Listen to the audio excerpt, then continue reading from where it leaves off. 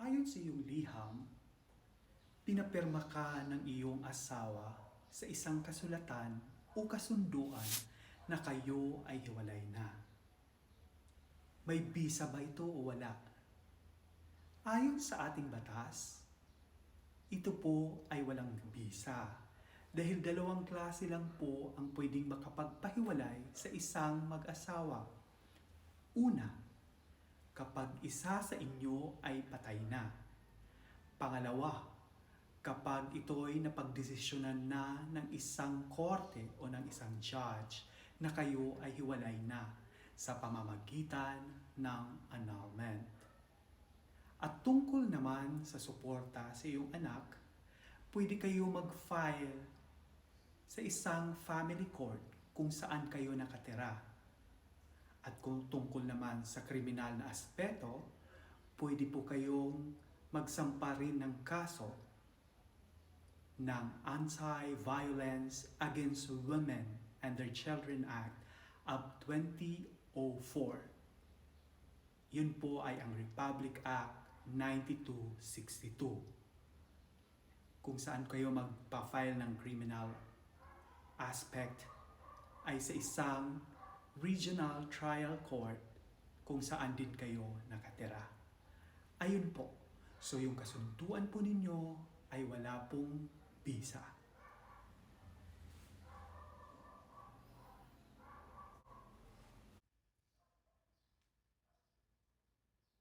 Ang pag-uusapan po natin ngayong araw na ito ay tungkol sa isang kasunduan. May bisa ba ito o wala? Ayon sa iyong liham, pinapirma kayo ng inyong asawa na ito ay ang kasulatan na kayo ay hiwalay na. Ito po ay walang bisa. Ang kasulatang ito ay walang bisa po dahil dalawang klase lang po ang pwedeng maghiwalay ng mag-asawa. Una, pag isa sa inyo ay namatay na. Pangalawa, kung ito ay napagdesisyonan na ng judge na kayo ay hiwalay niya sa pamamagitan ng annulment. So, yung kasulatan na pinirmahan po ninyo ay walang bisa.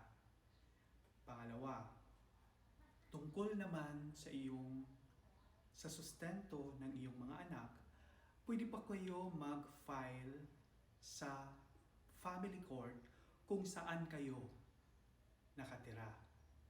At tungkol naman sa kriminal na aspeto, pwede rin kayo mag-file ng Anti-Violence Against Women and Their Children Act of 2004 or Republic Act 9262. Ito naman ay pwede din ninyong i-file sa isang regional trial court kung saan po kayo nakatira. Yun lang po. So wala pong bisa ang kasunduan na inyong pinirmahan. Ayun po.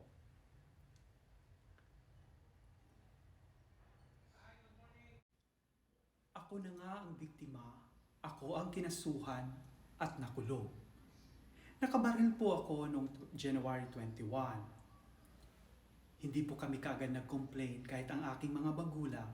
Naunahan po kami mag-complain nung nakabaril sa akin. At ngayon po, ay muntik-muntikan po akong namamatay nito. Ngayon po natalo po ang aking kaso dahil sa hindi pagsipot ng hearing. Ang kasong kriminal na isinampa sa iyo ay nakaabot na sa Court of Appeals. At hindi ka na rin pwedeng magsampa ng kaso kapag ito ay napagdesisyonan na. Pero, pwede ka rin magkaso kung may mga sapat kang ebidensya at pwede kang magkaso ng civil, which is malicious prosecution, laban sa taong nagdemanda sa iyo. Maaari ka rin magsampa ng kriminal ayon sa Article 363 ng Revised Penal Code. Ang kasong ito ay ang incriminating innocent person. At may batas din na nagbibigay ng kompensasyon sa taong biktima ng maling hustisya at nakulong ng matagal ngunit napawalang sala sa bandang huli. Ang batas na ito ay ang Republic Act number 7309 na lumikha sa Board of Claims ng Department of Justice. Sa oras na mapawalang sala ng Court of Appeals, maaari kang maghahain ng aplikasyon para magkaroon ng pinansyal na tulong galing sa nasabing tanggapan. Ang madalas na hindi pagdalo ng reklamo sa kasong kriminal ay walang epekto sa kaso. Kung siya ay tapos nang tumistigo laban sa nasasakdal o kaya naman ay hindi siya kinukonsiderang testigo. Subalit kung walang ibang ebidensya kundi kayo ang kanyang testimonya, siya ay hindi sumisipot upang maglahad ng salaysay sa korte, maaari po ninyo ito i-request ng iyong abogado na i-dismiss na ang kaso dahil sa kawalan ng ebidensya. Kaugnay naman sa pagkabaril sa iyo, maaari mong sampahan ng frustrated murder or homicide ang taong nakagawa nito sa iyo. Kahit 5 taon na ang nakaraan o nakalipas, maghain ka lamang ng sinumpaang salaysay sa tanggapan ng piskalya ng lugar kung saan naganap ang pamamaril sa iyo. Ang nasabing tanggapan ay magsasagawa ng preliminary investigation tungkol sa iyong reklamo. Kailangan may sapat na ebidensya ito para maiakyat sa Korte Suprema. Hindi pa huli para maghain ka ng kasong kriminal sa taong bumaril sa iyo. Ayon yan sa ating batas. So pwede ka pong magkaso ng sibil o kriminal sa taong nagsampa sa iyo, which is malicious prosecution, or pwede ka rin magkaso ng incriminating innocent person ayon sa Article 363 ng Revised Penal Code of the Philippines. O kaya mas mabigat, pwede po kayo magkaso ng frustrated murder or homicide. Ayun po, pumunta lang po kayo sa tanggapan ng isang piskalya kung saan saang lugar naganap ang krimen. Ayun po. Kinuha ng gobyerno ang lupain namin. Ginawang sementadong daan na proyekto ng mga barangay official sa amin. Ngunit wala kaming kaalam-alam na gagawin itong daan. Ang sukat ng property ay 240 square meter. Wala sanang problema kung hindi hinati nila ito na para gawing daan. Ngunit ang kabuhan po nito ang ginawa nilang daan. Ano po ang dapat namin gawin dito? May kapangyarihan ang Estado para kuhanin o kumpiskahin ang mga pribadong lupain o ari-arian at gamitin ito sa pampublikong proyekto o gawain. Ito ang tinatawag na power of eminent domain ng isang malayang estado o bansa. Ang nasabing kapangyarihan ay likas na hindi nangangailangan ng isang positibong provision sa isang konstitusyon o batas para sa pribadong ari-arian ay hindi basta-basta na lamang magagawa ng hindi naaayon sa prosesong itinakda ng batas. Dagdag pa dito, dapat mayroong karapatang kompensasyon o karampatang kompensasyon ang may-ari bago kuhain o gamitin ang lupain o ari-arian. Ang kapangyarihan upang makumpiska ng mga pribadong ari-arian para gamitin sa pampublikong gawain ay nakalagak sa lehislatura o sa ating mga mambabatas. Subalit maaari rin itong atasan at ipagawa ito sa iba pang sangay ng gobyerno sa pamamagitan ng paggawa ng isang batas na nag-uutos dito. Gayon din, sa pagsasagawa ng pagkuha ng pribadong ari-arian, dapat ito ay naayon sa itinakda ng batas, partikular na dito ang Rule 67 ng 1997 Revised Rules of Court na nagsasabing Ang pagkuha o pagkumpiska ng pribadong ari-arian ay maaaring gawin sa pamamagitan ng paghahain sa hukuman ng kaukulang kaso kung saan dapat nakasaad sa reklamo ang partikular na ari-arian na nais kuhain, ang apektadong tao o may-ari at ang layunin at pagkuha nito ayon sa Section 1, Rule 67 ng 1997 Rules of Court. Magkakaroon ng pagdinig sa nasabing kaso at sa ilang sandali o sa sandaling napatunayan na lehitimo ang layunin ng pagkuha sa nasabing pribadong ari-arian ay mayroong kapangyarihan na maghain ng kaso para gawin ito. Maaari ding magbaba ng korte ng kautusan na nagpapahintulot sa nasabing pagkuha o pagkumpiska kasabay ng pag-utos na babayaran ang may-ari nito. So hindi po bawal ito dahil nga sa power of eminent domain, pagkailangan talaga ng gobyerno ang isang property, maging public man yan o private, wala tayong magagawa. Pero ang magiging ano lang dyan, magkakaroon kayo ng karampatang kompensasyon. Kung magkano ang ibabayad sa inyo, depende po yun sa nakatakda ayon sa batas. Yan po ang kasagutan sa iyong katanungan tungkol sa pagkuha ng lupain ninyo na pribado.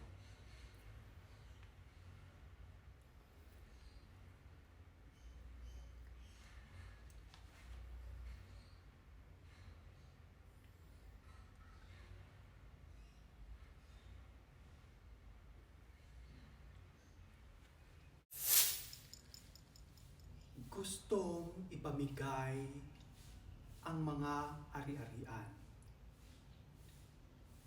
Marami siyang property na nakapangalan sa dalawang tao. Ngunit ang kanyang parte, gusto po niyang ibigay na lang to sa mga charitable institution. Ayaw niya pong ipamigay ito sa kanyang mga pamangkin o kanino man sa kanyang mga kamag-anakan. Yun po ang katanungan. Sa ilalim ng Article 887 ng Civil Code of the Philippines, ang mga sumusunod ay itinuturing na compulsory heir, legitimate children and descendant with respect to their legitimate parents and ascendants. In default of the foregoing legitimate parents and ascendant, with respect of their legitimate children and descendant, the widow or the widower acknowledge natural children by the legal fiction other than illegitimate children.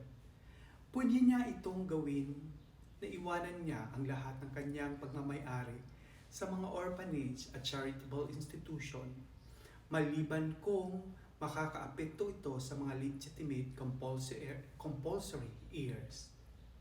Ito ang mga parte ng ari-arian ng namatay na hindi maaaring ipamigay o galawin dahil ito ay inilaan ng batas sa mga compulsory or forced heir.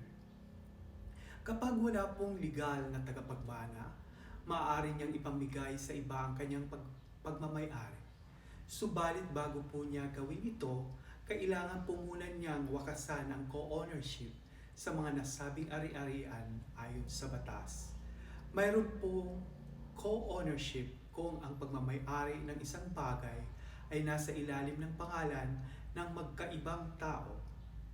Sa Article 485 ng Civil Code of the Philippines, dapat kausapin muna niya ang co-owner niya para maayos ang paglipat ng kanyang mga ari-arian o kanyang parte sa mga ari-arian ng kanilang co-ownership. Bawat isa sa pagmamay-ari ay may karapatang hilingin ang parte, maliban kung hindi pinahihintulutan ang pagkakahati nito, ang pagbabawal sa pagbuwag ng co-ownership ay hindi dapat matagal sa 20 taon or 20 years ayon sa Article 434 ng Civil Code of the Philippines. Kapag walang ipinagbabawal, pwede na rin din agad ito ipamigay o ipamahagi ang parte na nasa pangalan niya. Maaari na gumawa ng deed of donation pabor sa institusyon na nais niyang bigyan upang ang donasyon ng lupain ay magkaroon ng bisa. Kinakailangan po itong nakapaloob sa isang public document kung saan ay inilalarawan ang ari-arian na ipinamibigay at ang halaga ng kaukulang bayad na dapat bayaran ng tatanggap kung mayroon man. Ang pagtanggap ng doni ng nasabing donasyon ay maaari ring ilagay sa pareha o kapareho o sa ibang dokumento ayon sa Article 749 ng Civil Code of the Philippines. So pwede naman niyang ipamigay hanggat nasa kanyang mga pangalan ang mga ari-arian o kung wala talagang lehitimong tagapagmana. At kung sa co-ownership naman, dapat mailipat muna niya sa kanyang pangalan yung parte niya. Opo. At ang co-ownership po, may prescriptive period na 20 years. Yan lang po sa mga magbibigay o mamibigay ng ari-arian. Ito po ang batas. Ayon sa Article 887 ng Civil Code of the Philippines at saka Article 485 ng Civil Code of the Philippines.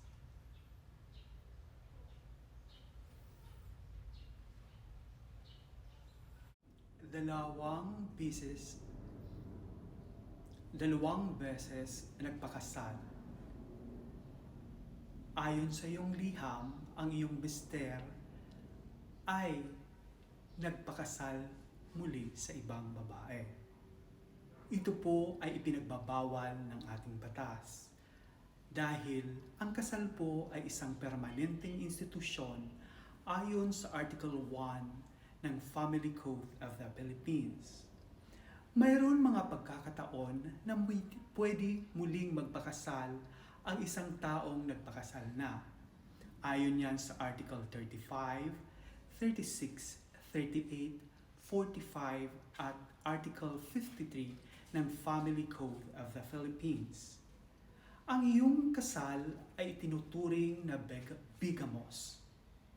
Hindi pinapayagan ng ating batas ang ganitong setup. Sa makatuwid, ang iyong kasal ay walang bisa mula sa umpisa pa lang. At kung ang iyong asawa ay gumamit din ng ibang pangalan, maliban sa kanyang totoong pangalan, ay ito'y lalong nagbibigay ng karapatan ng batas na maging walang bisa ang iyong kasal. So, para po maideklara na null and void ang iyong kasal, kailangan po ninyo ng isang abogado na magre-represent sa husgado para ipawalang bisa ang inyong pangalawang kasal. Ayon yan sa Article 40 ng Family Code of the Philippines. Kapag ang mga ito ay iyong napatunayan sa hukuman, ang iyong kasal, saka lamang ito maidideklarang walang bisa at saka kayo maaring muling magpakasal. Ayun po. So, wala pong bisa. Null and void po ang iyong kasal. Kahit wala po kayong kaalam-alam dahil po ayon yan sa ating batas. Papa's Boy, pwede bang umasa sa suporta? Ito po ang aking katanungan. Mula po nang magsama kami ay hindi na nagawang magtrabaho. Umaasa lang po siya sa padala ng kanyang papa na galing sa abroad. At kapag ito naman ay kanyang natanggap, inuubos lang po niya ito sa kanyang barkada o sa pag-iinom. Kaya nung 3 taon na po ang aming anak, napagdesisyonan ko po na makipaghiwalay na. Obligasyon ng ama na magbigay ng suporta. Ayon yan sa Article 194 and 195 ng Family Code of the Philippines. Subalit ito ay hindi maaring kaagad-agad ibigay ayon sa Article 203. Dapat bigyan ng liham na galing sa korte o kaya personal mong sinabihan na ikaw ay humihingi ng suporta. Kung ang nasabing liham o personal na abiso ay walang bahala lang, ito ay maaari ka nang magsampa ng petition for support laban sa kanya. Maaari rin siyang sampahan ng kasong kriminal sa paglabag ng RA 7016-10 o ang batas na naglalayong protektahan at isulong ang karapatan ng mga kabataan laban sa pang-aabuso, eksploitasyon at diskriminasyon. Ang hindi pagbibigay ng suporta o sustento ng tao na may obligasyon na magbigay nito ay isang anyo ng pang-aabuso sa isang batang minor de edad at kapag ito'y napatunayan, pwede po siyang makulong. Ayon niya sa hindi pagbibigay ng suporta ayon sa Section 3-3 ng Republic Act 7610. Maaari rin po siyang kasuhan ng kriminal ayon sa Republic Act 9262 or Anti-Violence Against Women and Their Children Act of 2004. Ang hindi pagbibigay nito ay isang uri ng pang-aabuso sa mga kababaihan at mga anak, kung saan mahigpit na ipinagbabawal ng ating batas. Ang sino mang lumabag nito ay pwedeng may kaparusahan na pagkabilanggo. May refund ba? May refund ba sa housing loan? Nakapaghulog po na po ako ng 8 months na equity at ayaw ng developer i-refund ito kahit sa kontrata na pinirmahan ko ay wala namang nakasaad na pwedeng i-refund o pwedeng hindi i-refund. Ano po ang dapat kong gawin dito? Ang batas ang batas na tumutugon sa suliranin ng mamimili ng lupa at bahay o real estate sa pamamagitan ng installment payment o ulugan laban sa mga developer o nagtitinda ng lupa at bahay ayon sa Republic Act number 8552, Realty Installment Buyer Protection Act o mas kilala sa tawag na the Masada Law, ay isinasabatas upang proteksyonan ang mga mamimiling hindi nakakapagbayad sa takdang oras laban sa mga hindi makataong kondisyon na inilalagay ng mga developer sa mga kontrata ng pagbili ng lupa at bahay.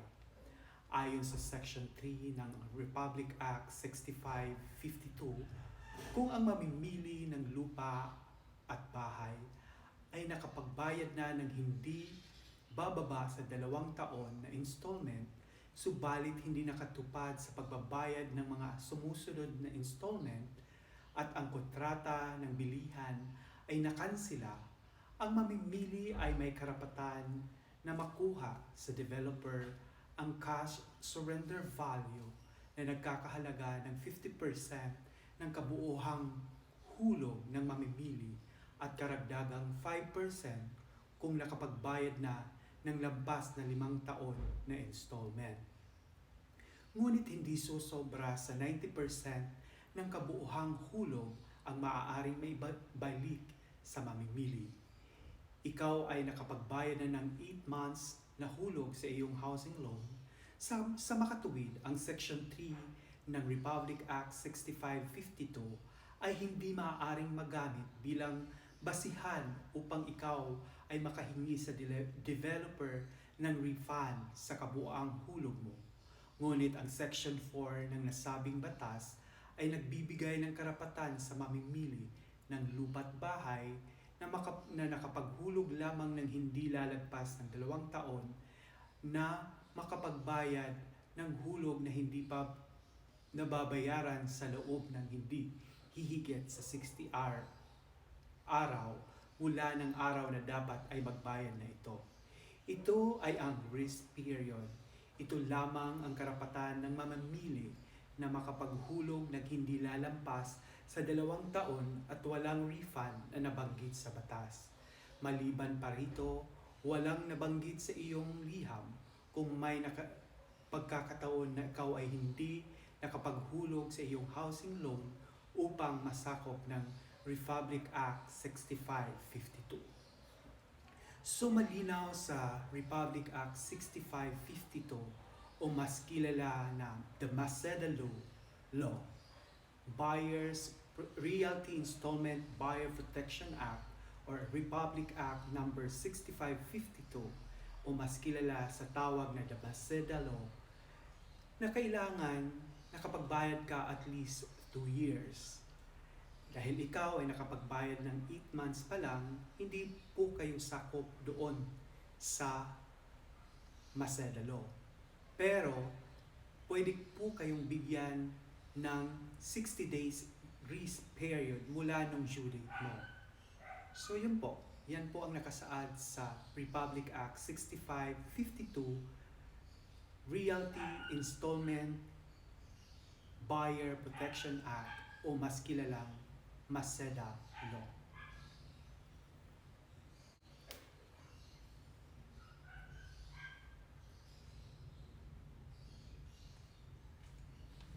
Takas sa batas. Kinasuhan ako ng child abuse. Ngayon, may warrant of arrest, subalit hindi ako nahanap ng mga kinaukulan. 4 na taon na po ang nakakalipas. Sa ngayon po ay hindi ako makakuha ng matinong trabaho dahil sa aking nakabimbin na warrant of arrest. Nais ko pong ayusin ito, ano po ang aking dapat gawin.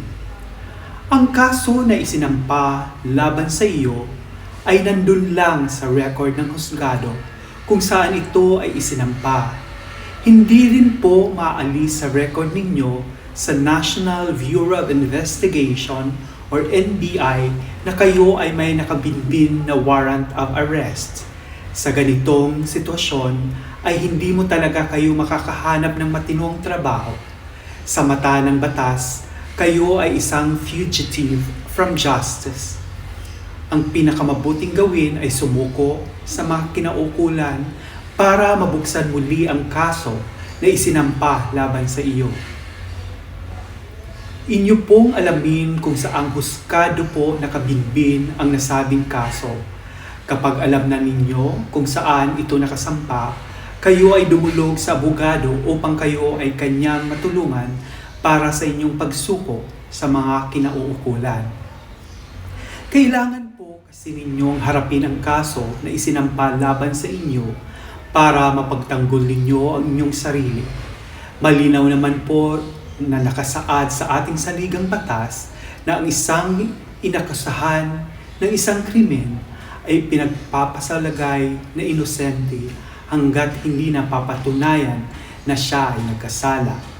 Bago po ng ating due process, bahagi po ito ng ating due process na pakinggan ng hukuman ang bawat panig para sa kanila pong matanto ang totoong inakusahan ay lumabag ba o hindi sa batas.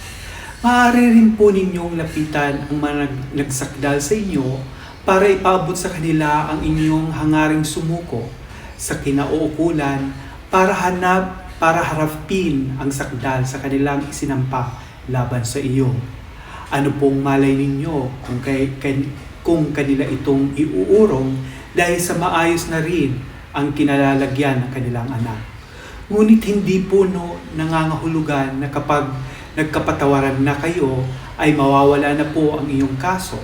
Kailangan pa rin po ninyong sumuko at harapin ang sakdal at kumuha ng abogado na magtatanggol sa inyo. Kung wala po kayong kakayang kumuha ng abogado, maaari po kayong dumulog sa Public Attorney's Office sa lugar kung saan nakasampa ang inyong kaso upang humingi ng tulong legal. Kaya ganun lang po kasimple. Kung gusto nyo po, pumunta po kayo ng isang abogado, kausapin po ninyo yung nagsampa sa inyo, sumuko po kayo para po marinig ang panig ninyo at malay mo, sa pag narinig ng husgado ang panig ninyo, ay sumang-ayon ang husgado at ikaw mapawalang sala o kung magpapakumbaba ka rin naman sa mga nagsakdal sa iyo, pwede rin malaki ring tulong yon. Pero hindi ibig sabihin na pinatawad ka na nung nagawan mo ng kamalian ay wala na yung kaso mo. Kailangan mo pa rin ng isang lawyer na mag-aasikaso o magtatanggol sa iyo. At kung wala ka namang kakayanang magbayad ng abogado, mayroon po tayong mga pampublikong attorney sa mga lugar kung saan tayo nakatira. Ayun po.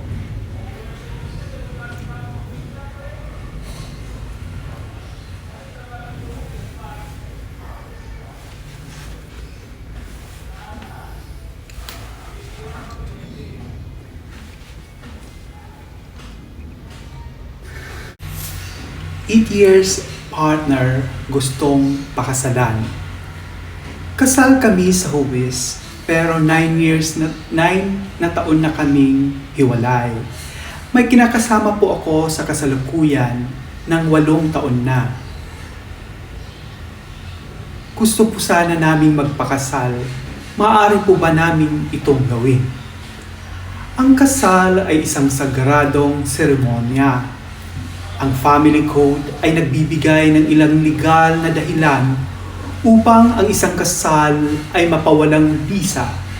Ito ay matatagpuan sa Article 35, 36, 37 at 38 ng nasabing batas.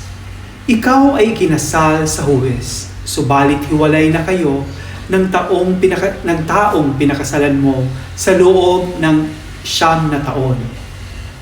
At dahil dito, nais mong magpakasal muli sa iba na siyang kinakasama mo ng 8 taon na. Ikinalulungkot ko pong sabihin o ipabatid sa iyo na hindi maaaring pakasalan ang kasalukuyang kinakasama. Kinakailangan munang mapawalang bisa ang naunang kasal ayon sa Article 40 ng Family Code. Ang nagnanais magpakasal muli sa iba ay kinakailangan kumuha muna ng pahintulot sa hukuman sa pamamagitan ng pagsampa ng petisyon na magpapawalang bisa sa kanyang naunang kasal at pagdeklara ng hukuman na walang bisa ang nasabing kasal. Subalit dapat mong tandaan na ang pagpapawalang bisa ng iyong kasal ng nauna mong asawa ay hindi dahil sa kagustuhan mo lamang. Dapat malinaw ang dahilan mo at ito ay naayon sa legal na dahilan na nakasaad sa Article 35, 36, 37 at 38 ng Family Code of the Philippines. Kung pagbabasihan natin ang iyong salaysay, ang maaaring maging legal na dahilan mo lamang upang hilingin sa hukuman na mapawalang bisa ang iyong kasal ay ang nakasaad sa Article 36 o ang psychological incapacity. Kailangan mong papatunayan sa korte na ang iyong unang pinakasalan ay psychologically incapacitated o may personal disorder kaya hindi niya magampanan ang kanyang tungkulin bilang isang asawa. At ito ang dahilan kung bakit kayo ay naghiwalay. At ngayon, may kinakasama na kayong iba, which is 8 years na kayo. Kung sakaling mapatunayan mo ito sa hukuman at mapagbigyan ng iyong kahilingan na mapawalang bisa ang iyong kasal, maaari mo na pakasalan ang iyong kinakasama sa kasalukuyan. So, malinaw po yun. Kailangan po dumaan sa legal na proseso bago po kayo magpakasal sa inyong kinakasama. Hindi po dahilan na matagal na kayong naghiwalay o matagal na kayong nagsasama ng inyong kasalukuyang kasama. Dahil ang kasal po ay isang sagradong seremonya. Ito po ay isang institusyon ayon sa Family Code, Section 1 Family Code of the Philippines. Ayun po.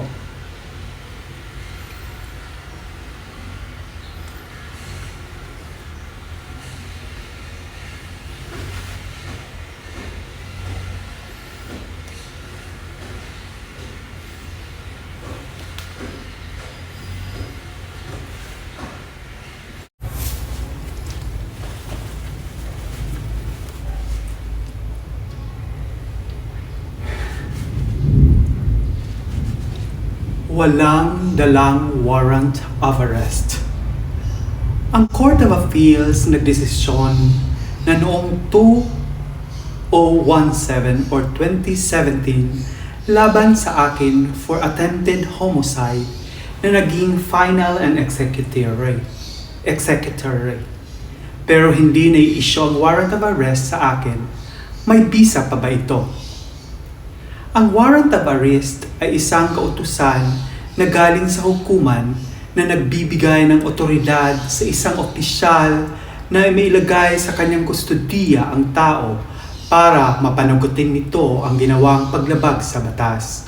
Ayon sa Section 4, Rule 113 ng Rules of Court, ang punong opisyal ng tanggapan kung saan inaatas ang pagpapatupad ng warrant of arrest ay kinakailangan maisagawa ito sa loob ng 10 araw mula sa pagkatanggap nito.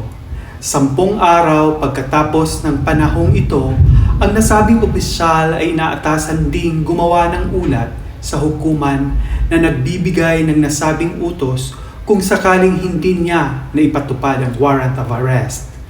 Kailangan isama sa sulat ng opisyal ang dahilan nito. Hindi nangangahulugan na wala ng bisa ang warrant of arrest kapag ito ay hindi na isa katuparan sa loob ng nasabing 10 araw. Ayon sa kaso ng Peoples versus Guevara, GR number 133158 noong January 18, 2001, maliban na lamang kung nakasaad sa warrant of arrest na wala na itong bisa pagkalipas ng ilang panahon. Ito ay mananatiling may bisa hanggang sa maibigay ito sa taong aarestuhin o kaya ay hanggang sa ikansila na ito ng hukuman. May bisa pa rin ito kahit hindi ito naipatupad sa kadahilanang hindi matagpuan ng taong nakapangalan sa warrant. Lalo na sa kaso mo kung saan ikaw ay isang convicted by final judgment. Mananatili lamang itong nasa record ng kaso mo para sa pagpapatupad nito sa ibang pagkakataon na ikaw ay arestuhin sa bisa ng nasabing warrant of arrest. Maaari pa ring magmosyon ang prosecution o proper party sa husgado para mag-issue ito ng panibagong alias warrant of arrest laban sa iyo. Kaya mas makakabuti na ikaw ay sumuko sa batas para mamalinis mo ang pangalan mo kung wala kang kasalanan. Mahirap ang nagtatago o sumusubay sa batas kahit sa anumang oras ay pwede kang mahuli. Sumalinaw dito na hindi ibig sabihin hindi ka nahuli noong 2017 wala ng bisa ang inyong warrant of arrest. Ang warrant of arrest ay nag-i-exist siya hanggat hindi pa siya nasa-serve. Andyan lang yan, nasa record, anytime pwede kang damputin. Ayun yon sa GR number 133158. So malinaw na ipapadala yan sa arresting officer, then bibigyan ng korte ng 10 araw para arestuhin ka. Pero kung hindi ka ma-aresto within 10 days, ibabalik at mag-uulat ang arresting officer na hindi ka nakita. Pero active pa rin ang iyong warrant of arrest. Ayon yun sa Section 4, Rule 113 ng Rules of Court. So mas mainam po kung susuko po kayo. Una sa lahat, humanap kayo ng abogado at saka sumuko kayo. Yun lang po.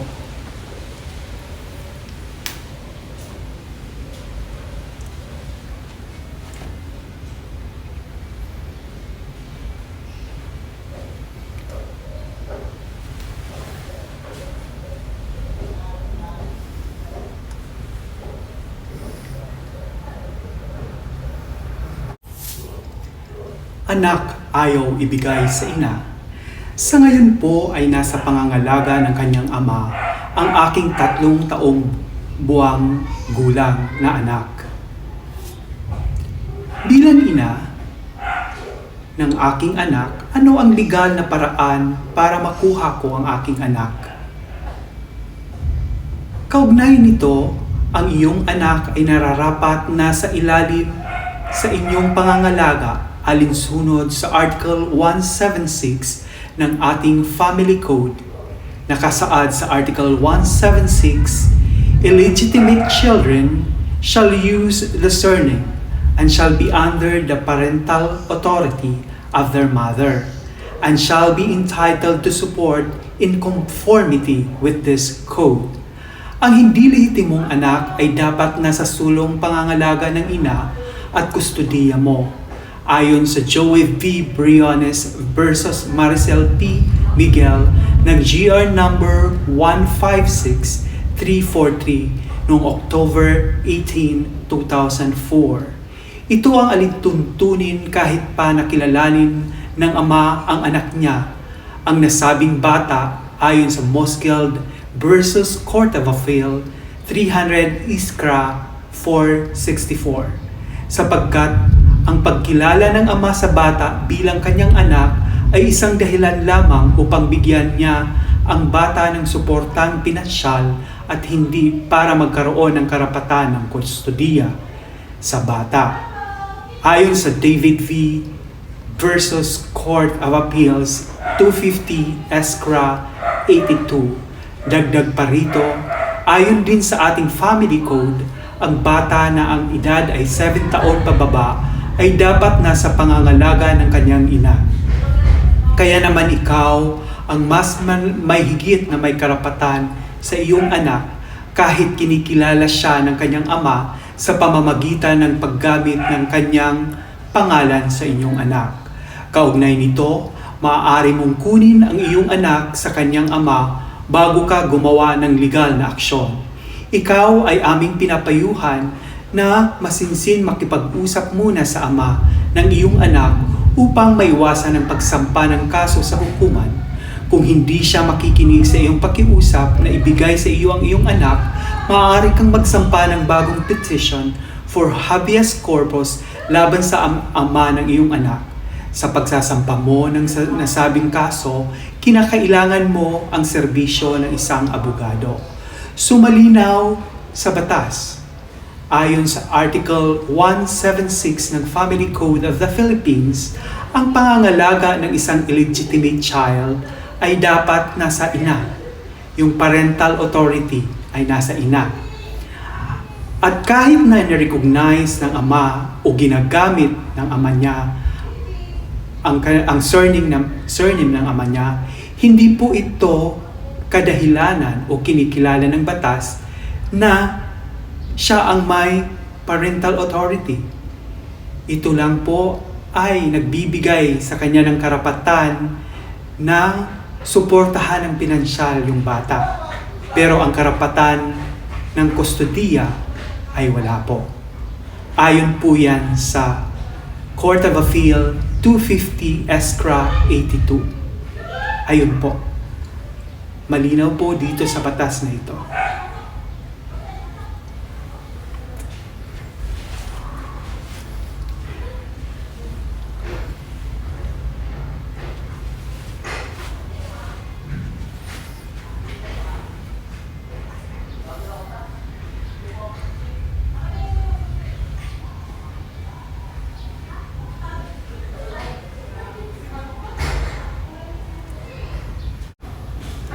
Benepisyo sa SSS or Social Security System na punta sa kinakasama.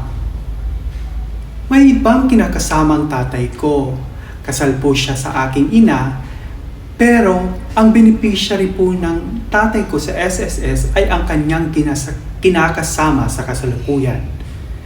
Ang Social Security System or SSS ay may layong isulong ang pagkapantay-pantay sa lipunan at magbigay ng proteksyon sa mga miyembro nito sa kanilang beneficiary laban sa pangyayaring magiging sanhi ng pagkawala ng kita ng mga miyembro o suliraning pinansyal. Ilan sa mga pangyayaring ito ay ang pagkakaroon ng sakit, kawalan ng kakayanang pisikal upang ipagpatuloy ang trabaho, pagretiro, panganganak at pagkamatay ng isang miyembro. Isinulat ng mga taong nakatanggap ang pangalan sa aplikasyon sa kanilang kontribusyon. Isinusulat ng miyembro sa aplikasyon ang mga pangalan ng kontribusyon, ang mga pangalan ng mga taong makakatanggap ng mga kontribusyon ng kanyang inuhulog, pati na rin ang karapatang kontribusyon na ibinigay ng kanyang employer. Ang mga taong ito ay tinatawag na beneficiary ayon sa Section 8-K ng Republic Act 8282 o mas kilala sa tawag na Social Security Act of 1997. Ang itinuturing na beneficiary ay ang asawa ng miyembro o ang legitimate legally adopted or legitimate na anak na nakadepende sa kanya. Ito ay ang tinatawag na primary beneficiary. Kung walang maituturing na primary beneficiary, ang isang miyembro, ang kanyang mga magulang ang nakadepende sa kanya, ang kanyang magiging second beneficiary. Kung wala pa rin primary o secondary beneficiary, ang isang miyembro ay maaari siyang magtalaga ng ibang tao bilang kanyang beneficiary sa nasabing batas. Ang dependent ay isa sa mga sumusunod. 1. Legal na asawa na may karapatang tumanggap ng suporta mula sa miyembro. Pangalawa, legitimated, legally adopted or illegitimate na anak na walang asawa, walang trabaho at hindi pa lampas sa 21 taong gulang na anak na walang kakayanang suportahan ang sarili dahil sa permanenteng kapansanang pisikal o mental. Pangatlo, magulang na tumatanggap ng suporta mula sa miyembro. Dahil kasal ang iyong mga magulang, mananatiling siyang beneficiary ng iyong ama sa kanyang SSS, kasama ng kanyang mga anak na maituturing na dependent ayon sa una ng nabanggit na profesyon ng batas. Ang babaeng kasulukuyang kinakasama ng iyong ama ay hindi maaaring pumalit ng iyong ina bilang isang beneficiary. So malinaw dito sa Republic Act number 8282 o mas kilala Social Security Act of 1997 sa Section 8-K na may primary beneficiary, may secondary beneficiary. Dahil naman ang tatay mo ay kasal pa sa nanay mo o kung wala ng nanay mo, andyan pa rin ang mga anak para maging beneficiary niya o kung wala siyang mga anak, pwede ang kanyang mga magulang. At dahil dito, may anak siya, may mga magulang pa siya, imposible na maging beneficiary niya ang kanyang kinakasama. Pwede niyang isulat yan sa kanyang application, pero kailangan pag nag-present siya ng PSA live birth certificate, nakalagay doon na siya ang totoong asawa. Dahil kung hindi siya ang totoong asawa, hindi rin niya makiklaim yun. Kung wala siyang mga katibayan o magpapatunay na siya ang totoong beneficiary bilang siya ang kinakasama ng tatay mo.